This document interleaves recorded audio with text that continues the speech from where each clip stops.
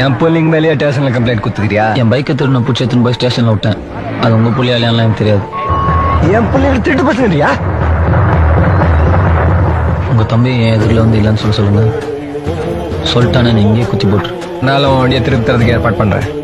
நான் வண்டி என்ன வேலைன்னு சொல்லு, குத்துல. அதெல்லாம் ஒன்றும் தேவையில்லை. இப்படி ஒரு மேட்ரு ஆயிடுச்சு. நானே உங்க கையில நேரில் சொல்லணும் வந்தேன். தினமும் குளிச்சு சுத்தமா இருக்கணும். போய் குளி. என் உயிரை கொடுக்க சொல்ல கொடுக்குறேன். ஆனா குளிக்க மட்டும் சொல்லாத யசுமா. எனக்கு 6 மாசத்துக்கு ஒரு தப்பா குளிச்சுதான் பழக்கம்.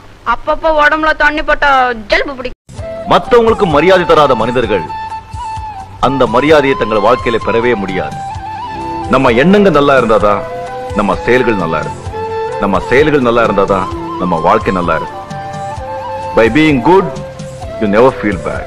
By being bad, you never feel good. நண்பனா நீயா? நண்பன் நான் கஷ்டத்துல கை கொடுக்கிறவனே தவிர கஷ்டத்துல கை விட்டுட்டு போறவன் இல்ல. துக்கத்துல துணையா இருக்கிறவனே தவிர தூக்கத்துல கொல்றவன் இல்ல. நட்போட மதிப்பு உங்களுக்கு என்ன தெரியும்டா? நீங்க நட்புன்ற புலித்தோலை போத்துற நரிகளா?